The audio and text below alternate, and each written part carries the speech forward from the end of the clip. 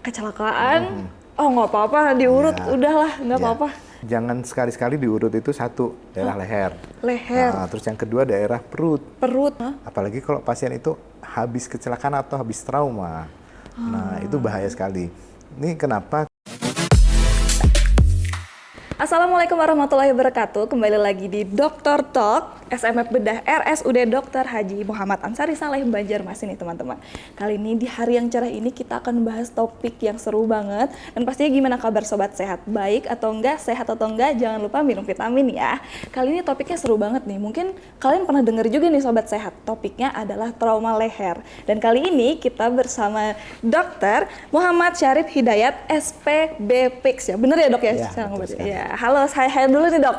Halo, Hai sobat sehat. sobat sehat. Apa kabar? Baik, kali ini kita mau kenalan nih dok sama trauma leher tadi ya dok ya. Nggih. Mungkin langsung pertanyaan pertama dulu ya dok ya. Untuk bedah umum dulu nih dok. Kan dokter nih bedah umum nih. Sobat sehat mau tahu dulu untuk ruang lingkupnya tentang apa nih dok? Ya, sebenarnya bedah umum ini kalau bisa lihat sejarahnya ya, dulu hanya ada dokter bedah umum. Karena dulu itu dokter bedah itu ilmunya memang head to toe ya, jadi dari kepala sampai ke ujung kaki. Semuanya. Nah, jadi semua itu ditangani oleh dokter bedah. Tapi sejalan dengan berkembangnya ilmu pengetahuan itu terlalu berat ya, jadi dibagi-bagi dalam suatu ibaratnya sub-sub lagi.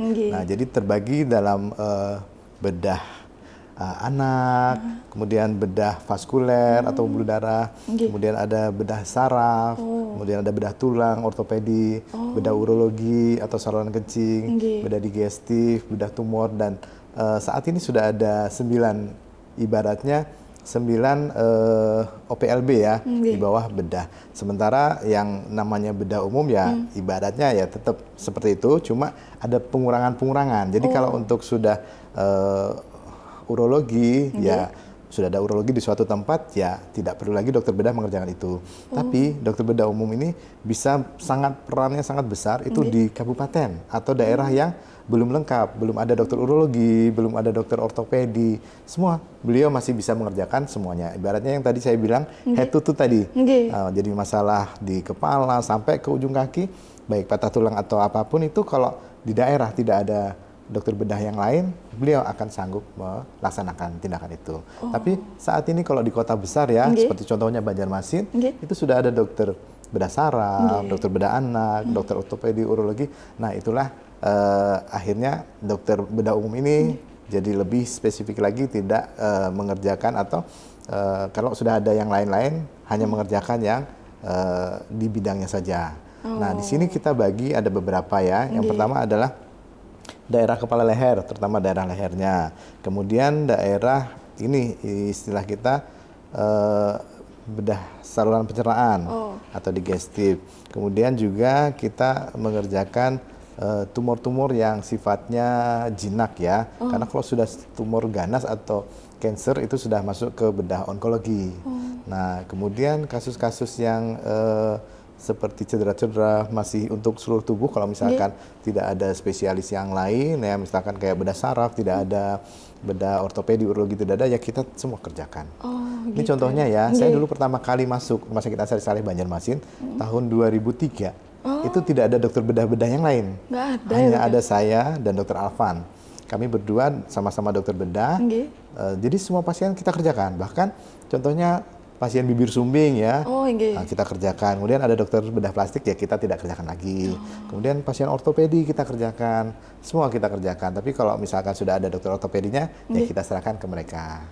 Jadi kita nggak boleh mengambil atau yang sudah ada tuan rumahnya seperti itu.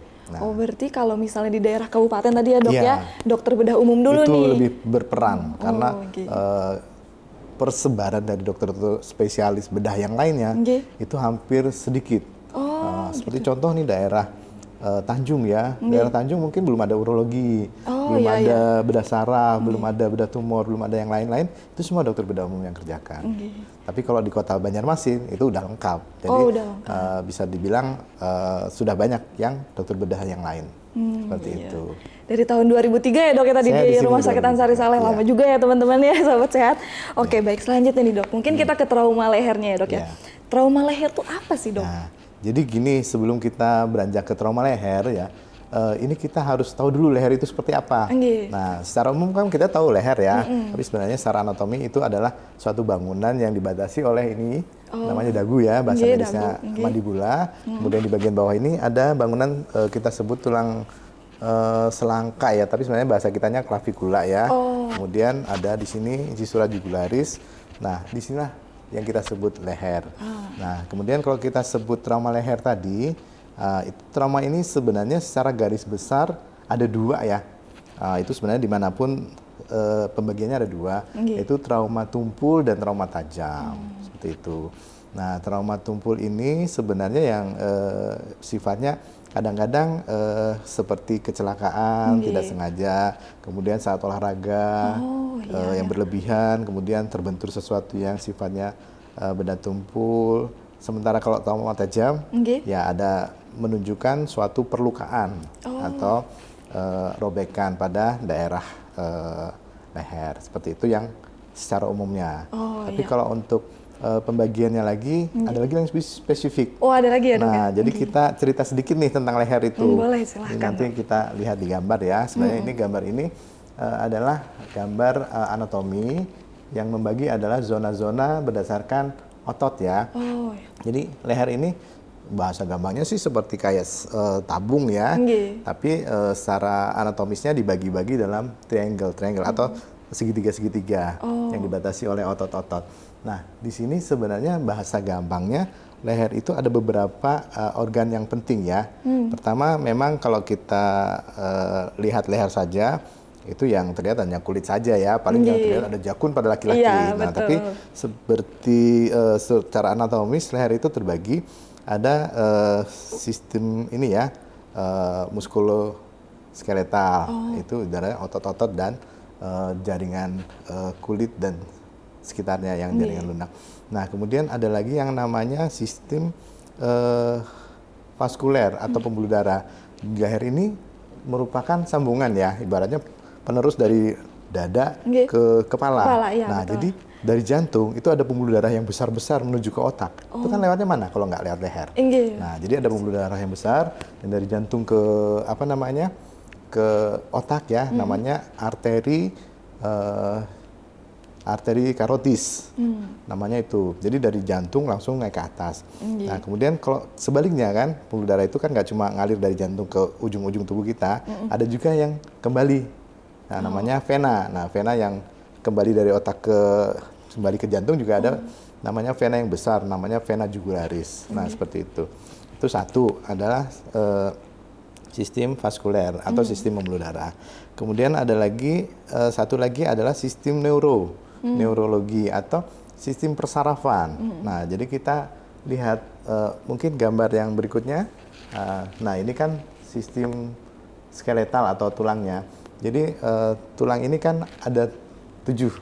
Dari paling atas yang nempel ke tulang tengkorak sampai namanya vertebra cervical 7. Jadi C1, C2 sampai C7. Nah, di situ kan di dalamnya itu adalah namanya medula spinalis atau saraf pusat. Nah, dia dari medula spinalis itu akan keluar cabang-cabang saraf sesuai dengan segmen tulang belakang itu. Nah, itu sistem saraf. Jadi kalau ada cedera di situ bisa berpengaruh kepada sarafnya. Nah, kalau sarafnya cedera, nanti manifestasinya bisa jadi kelumpuhan sesuai segmen yang kena. Nah, begitu juga sistem tulangnya juga, tulang vertebra kita sebut ya. Itu juga kalau mengalami cedera atau trauma, itu resikonya adalah bisa jadi sampai kelumpuhan, bahkan kematian. Seperti itu. Iya. Berarti ya, Dok ya, kita nggak boleh nganggap remeh leher doang ya, Dok ya? Iya. Biasanya karena kalau kecelakaan, kalau apa, uji menjalik ya, Dok, cuman bisa menyebabkan sampai kematian ya, Dok. Betul. Jadi kalau kita simak ya, namanya bedah itu ada satu sistem penanganan trauma, namanya ATLS ya, Advanced Trauma Life Support. Nah, jadi ATLS itu ada 3 atau 4 ya untuk initial primary atau penata laksanaan itu. Begitu kita dapat pasien trauma ya, yang kita nilai pertama deh ABC ya. A itu adalah airway. Airway itu adalah jalan nafas. Jalan nafas itu otomatis leher yang paling utama ya. Nah, jalan nafas itu kita akan nilai sebagai A. Hal yang paling pertama dinilai adalah A, airway. Jadi pasien itu datang, kita lihat dulu airway-nya. Salah satu ciri atau paling gampang melihat airway adalah suara nafasnya. Kemudian suara nafas, kemudian ada ini enggak, kayak dia tersedak apa enggak. Jadi kita harus ada mekanisme cara membuka ini ya. Kita posisi badan pasien itu, lehernya kita hiperekstensi atau bahasa gampangnya didongakkan. Jadi pasien posisi berbaring, kalau bisa sih alasnya kalau di tempat itu cari yang agak rata ya atau keras. Kemudian kita posisikan bahasa medisnya hiperekstensi ya. Jadi dagu diangkat atau chin lift gitu. Kemudian kita bebaskan jalan nafas. Jadi kalau misalkan pasien itu ada muntahan, tapi pasien itu tidak sadar kan, risikonya muntahan itu bisa masuk ke aliran nafas, ketelan nggak cuma ketelan. Kalau ketelan kan masuk ke saluran pencernaan. Nah, jadi kan di lehernya ada dua saluran ya, saluran pencernaan sama saluran nafas. Nah, tadi pas cerita anatomi tadi terlewat dua itu ya. Jadi tadi yang pertama adalah sistem muskuloskeletalnya atau otot-otot dan kulitnya. Kemudian yang kedua adalah vaskuler atau pembuluh darahnya. Yang ketiga neurologinya atau sarafnya. Yang keempat adalah saluran-saluran. Yang itu pertama saluran nafas paling depan sendiri dan belakang ada saluran pencernaan atau kita bahasanya kerongkongan ya. Kerongkongan. Jadi kalau muntah masuk ke kerongkongan nggak masalah, dia masuknya ke lambung selesai. Tapi kalau masuknya ke saluran pencernaan itu yang akan menyumbat nafas. Nah, di situ bahayanya. Sampai pasien itu kalau nggak bisa nafas, bahaya tercepat adalah bisa meninggal. Wah, berarti penanganannya tuh nggak bisa sembarangan ya dok ya, apalagi kalau orang kecelakaan di lalu lintas ya dok ya. Iya, tadi harus diratakan dulu di daerah yang rata guys, dari teman-teman nih. Terus ditongakkan tadi ya dok ya. Iya, tuh. Diekstensikan. Nah, jadi itu tadi yang namanya ABC ya. A itu airway, jadi jalan nafasnya harus clear, benar-benar bersih, tidak ada suara yang kayak kita sebut bahasanya stridor ya, suara serak itu, seperti mau ngomong tapi ada airnya atau ada sesuatu yang ganjal. Terus yang pertama A, yang kedua adalah B. B itu adalah breathing. Breathing itu sebenarnya kan pernafasannya, tapi pernafasan yang diutamakan di sini breathing adalah dari nafas paru-parunya. Jadi kita lihat irama nafasnya, tapi itu lebih ke dada ya. Dada mungkin nanti dokter yang lain akan jelaskan tentang trauma dada ya. Tapi prinsipnya ABC dan C itu adalah sirkulasi. Sirkulasi adalah masalah sirkulasi hemodinamis dari aliran darahnya. Nah, jadi di situ kita nilai paling gampang. Nah, kalau misalkan kita dari awal itu curiga ada cedera di daerah leher, itu cedera daerah leher itu kita nilai ada dua macam. Pertama adalah yang soft, ibaratnya gejalanya itu soft. Yang kedua adalah gejalanya yang hard. Nah, kita bedakan yang soft dan yang hard itu. Yang soft ini contohnya adalah semacam kayak hematom. Hematom itu kan kayak memar ya. Memar itu seperti kayak bengkak atau merah atau kebiruan itu. Karena contohnya kayak memar itu adalah pembuluh darah yang pecah tapi di bawah kulit. Ini contoh ya di punggung tangan kita kan ada pembuluh darah ya. Kalau misalkan kebentur, pembuluh darahnya pecah tapi kulitnya masih utuh. Nah, itu nanti akan darahnya tergenang di bawah kulit. Itu kita sebut memar ya, atau hematom. Jadi ada perdarahan tapi kulitnya utuh. Nah, itu memar. Jadi yang soft itu adalah kita lihat memarnya itu apakah bertambah atau menetap. Kemudian selain itu suara nafas itu tadi kita lihat juga apakah ada suara serak, suara stridor atau yang sejenisnya. Sementara kalau yang kita sebut hard, gejala yang hard itu adalah yang bengkaknya itu bertambah cepat. Jadi kan leher itu kan sebenarnya ada dua saluran tadi ya, saluran nafas sama saluran makanan.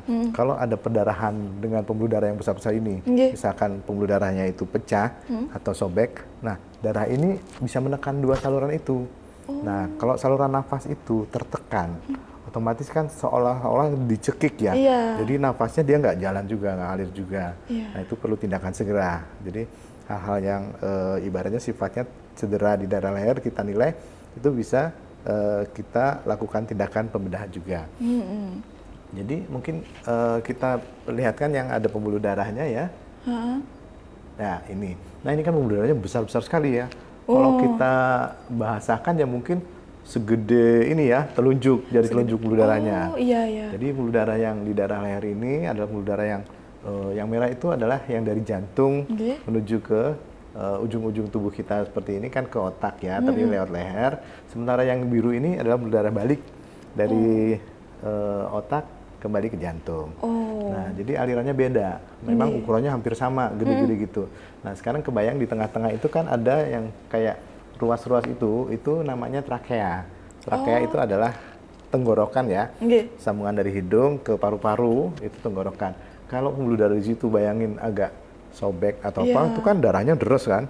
Nah, itu akan menekan jalur nafas sama jalur makan. Kalau jalur makanan ketekan mungkin nggak terlalu bahaya dalam waktu dekat ya. Tapi kalau jalur nafas itu pasien nggak bisa nafas kan, resikonya bahayanya susah ya. Kita pilek aja biasanya susah ya dok ya. Betul, nggak bisa nafas ya. Oke. Kalau berarti ya dok ya, kan nih masyarakat Banjarmasin tuh sering kenal namanya urut-urut nih dok. Ya, urut ya. Jadi biasanya kalau misalnya kecelakaan, oh nggak apa-apa diurut, udahlah nggak apa-apa. Jadi sebenarnya ya kalau untuk urut itu yang paling aman itu sebenarnya adalah daerah ini ya, kita sebut ekstremitas. Ekstremitas itu atas lengan sampai tangan.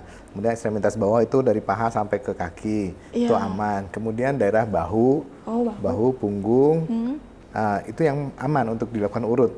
Tapi jangan sekali-sekali diurut itu satu, daerah leher. Nah, terus yang kedua daerah perut. Nah, itu jangan sekali-sekali diurut, apalagi kalau pasien itu habis kecelakaan atau habis trauma.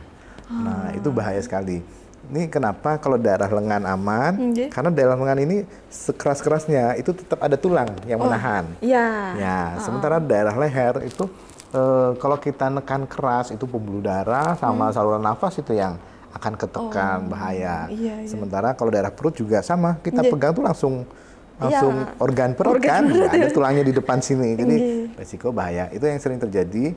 Contoh pada anak-anak ya, kadang-kadang kita pernah ada beberapa kali kejadian yang sampai rumah sakit kita agak nyimpang dikit ya, ini pasien anak yang diurut karena salah satu keluhan gitu ya. Akhirnya justru tambah parah, khususnya terpuntir atau apa gitu. Akhirnya sampai sini harus dilakukan tindakan operasi. Wah, dengerin ya sobat sehat. Alangkah lebih baik ini langsung aja ke UGD, ke IGD terdekat. Apalagi daerah leher sama perut tuh nggak boleh diurut ya dok ya. Nggak boleh diurut. Masyarakat Banjar mesti tahu. Sobat Banjar, sobat sehat maksudnya ya. Tuh dengerin ya.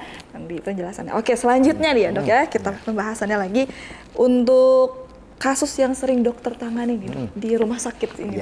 Kalau daerah sini paling sering yang masuk ke UGD adalah pasien trauma leher yang sifatnya trauma terbuka ya, atau trauma tajam. Paling sering pasien itu pasca kecelakaan bisa jadi ada robekan secara langsung, bisa jadi ada juga yang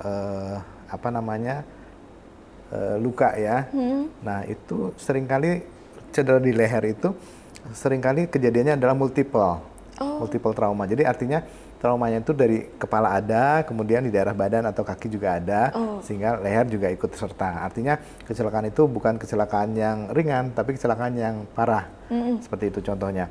Bahkan kadang-kadang pernah kejadian itu pasien pakai mobil ya, pakai seat belt, kemudian dia ngerem dadak saja, rem mendadak. Nah itu ada namanya mekanisme injury adalah whiplash. Whiplash itu saat kita duduk begini, kemudian ada berhenti mendadak, otomatis kepala kita ke depan, bergerak ke depan gitu, pada posisi leher, kemudian otomatis balik lagi.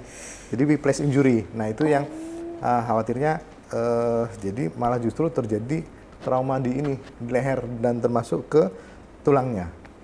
Nah itu sangat bahaya sekali. Walaupun ibaratnya sudah pakai seat belt pun masih ada kemungkinan seperti itu. Tapi kalau itu terjadi adalah kasuistik ya, artinya tidak setiap kali kecelakaan pasti begitu. Enggak, itu namanya whiplash injury itu. Jadi mekanismenya tuh seperti dari ini ya, anggaplah kalau kita lihat ini ke depan terus balik ke belakang. Jadi kita ke depan Kayak terus gitu. berjedak lagi. Oh, iya. Jadi seperti itu Magnuson reflex itu. Bahaya ya dok ya? Ya, sangat bahaya sekali. Jadi yang paling sering pertama adalah trauma terbuka. Kalau trauma yang trauma tumpul itu seringkali pasien tidak terlalu merasakan ya trauma tumpul itu. Anggaplah misalkan kebentur ya, tapi tidak ada keluhan yang luka atau apa sehingga dibiarin aja. Nah, padahal trauma tumpul ini sama berbahayanya dengan trauma tajam. Sama aja ya dok ya? Tapi memang kalau trauma tajam orang kan pasti langsung minta atau mencari pertolongan ya. Iya, betul. Langsung pengen ke rumah sakit, minimal dengan lukanya itu untuk dijahit atau ditangani segera. Tapi kalau trauma yang tumpul, seringkali pasien itu nggak apa-apa, paling pegal-pegal doang nanti. Iya, dikerok doang. Iya. Jadi seperti itu. Intinya sih kalau trauma tajam sering kita tangani ya. Untuk zona ini kita bagi 3 zona sebenarnya ya untuk leher. Mungkin bisa gambar yang ya seperti ini. Ini sebenarnya kita bagi zona-zona tuh ada 3 ya. Batasnya di ini ada namanya kartilago tiroid ya atau krikoid. Itu di sini kalau laki-laki kita sebut jakun ya. Jadi jakun ke bawah itu zona 1. Jakun ke atas sampai ke batas ini ya, lipatan tulang rahang itu zona 2. Zona 3 di atas lipatan tulang rahang. Nah, jadi zona itu kita bagi, zona 1 dan zona 3 itu daerah yang paling susah dijangkau. Kalau misalkan terjadi trauma atau cedera dari situ. Sementara zona 2 ini kan lebih terbuka ya. Jadi kalau ada cedera di sini terbuka, langsung kita bisa eksplorasi dalam bentuk misalkan pemeriksaan dan bila perlu langsung pembedahan. Sementara kalau zona 1 dan zona 3 itu sangat sulit. Sangat sulit ya.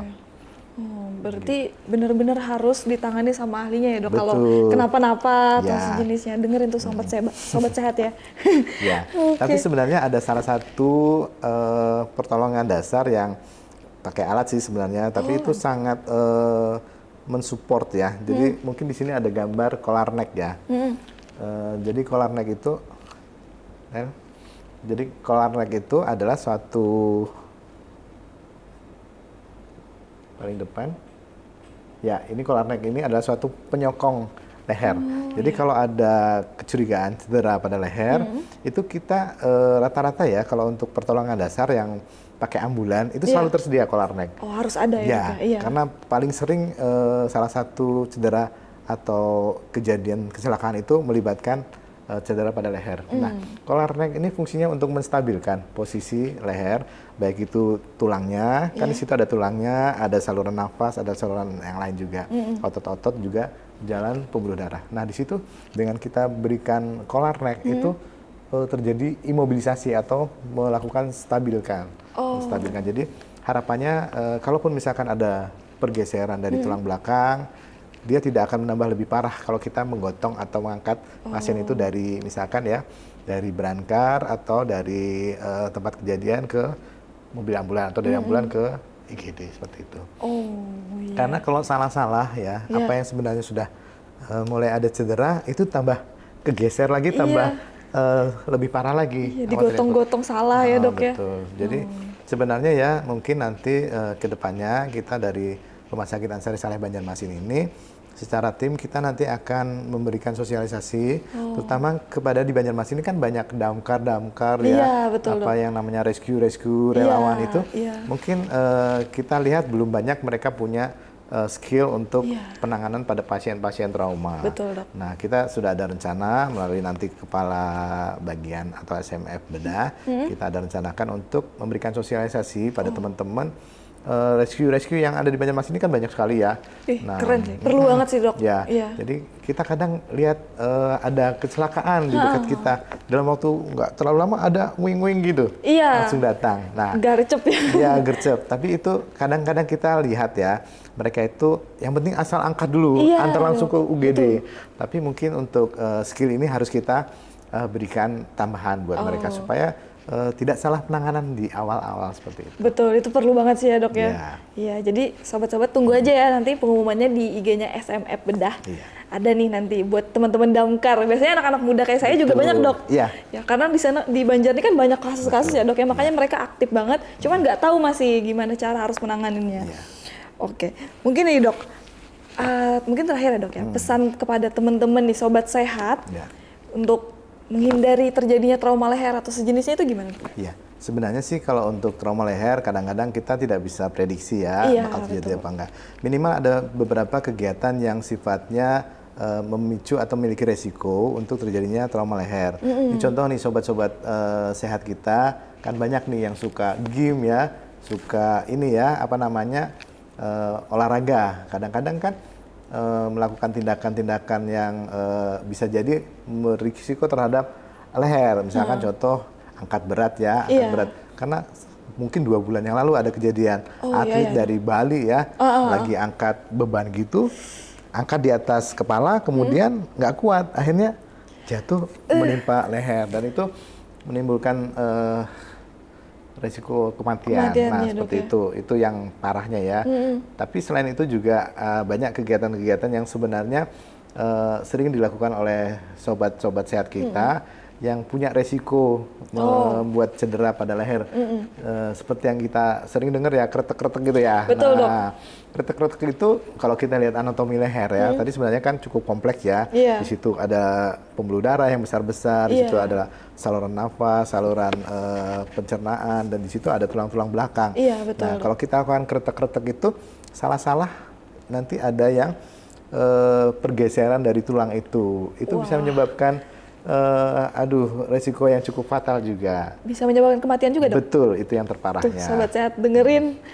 Wah, biasanya menurut saya ya dok ya, kalau nonton video-video kretek-kretek tuh satisfying gitu dok. Ih, jadi pengen deh, kayaknya lega deh. Tapi sebenarnya tuh bahaya dok ya? Jadi gini, itu kan ada ilmunya ya. Jadi kalau misalkan dilakukan oleh seorang profesional yang sudah certified ya, benar-benar dia sudah menjalani pelatihan dan dia sudah tersertifikasi dengan baik, mungkin bisa melakukan itu. Tapi kalau orang awam yang tidak pernah dapat pelatihan, hanya pengen coba-coba, apalagi temennya gitu, misal dianggap main-main gitu ya, sini gue kretekin, blok nggak bisa balik, aduh selesai. Iya, Gitu. bahaya banget. Bahaya. Dengerin tuh teman-teman, jadi jangan tergoda sama video-video terus, kayaknya aku bisa deh kayak gini. Harus ke ahlinya ya dok ya. Betul. Kalau bisa sih dihindarin aja dah.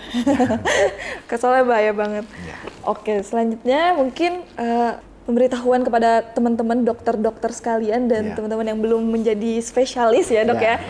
Mungkin kita bakal ada ngadain nih SMF Bedah seminar dan workshop manajemen dan treatment multiple injuries. Jadi itu diadakan pada 8 sampai 9 Desember 2023 ya dok ya. Jumat sampai Sabtu di RSUD Dr. Haji Muhammad Ansari Saleh Banjarmasin juga teman-teman. Jadi kalau info lanjutnya boleh banget cek ke IG-nya SMF Bedah Ansari Saleh ya dok ya. Betul. Nanti akan diajarin di situ. Baik. Dan itu segmennya untuk siapa sih dok sebenarnya? Jadi gini, ini segmennya sebenarnya terutama sih untuk dokter ya, dokter yang bekerja baik itu praktek mandiri maupun praktek di tugas di rumah sakit, misal contoh di UGD. Iya. Nah itu sangat membantu secara keilmuan dan teman-teman yang punya minat interest terhadap kasus bedah itu juga kita punya beberapa sesi ya, karena itu yang namanya bedah umum kan kita juga banyak ya. Di sini ada bedah yang punya keahlian torak, vaskuler, kita punya dokter urologi juga, kita punya dokter ortopedi juga. Jadi ini lebih kita nanti ke kasus yang trauma. Trauma itu kan bisa multiple ya, bisa trauma dari kepala sampai leher sampai ke semua bagian dari tubuh kita. Nah di situ semua kalau mau belajar ada di situ. Iya, wah pokoknya tunggu aja ya teman-teman dan jangan lupa daftar dari sekarang aja karena ini udah mulai. Baik, pembahasan mengenai trauma leher ini menarik sekali ya dok ya dan relate ya sama kehidupan sehari-hari. Sobat sehat jangan lupa untuk pertama ya, kalau kecelakaan, kalau ada apa-apa langsung aja ke IGD aja guys. Untuk menghindari hal-hal yang tidak diinginkan, khususnya trauma leher itu tadi. Baik, terima kasih dokter. Baik, ya. Sampai jumpa di episode selanjutnya. SMF Dr. Talk Bedah RSUD Dr. Haji Ansari Saleh Banjarmasin. Sampai jumpa.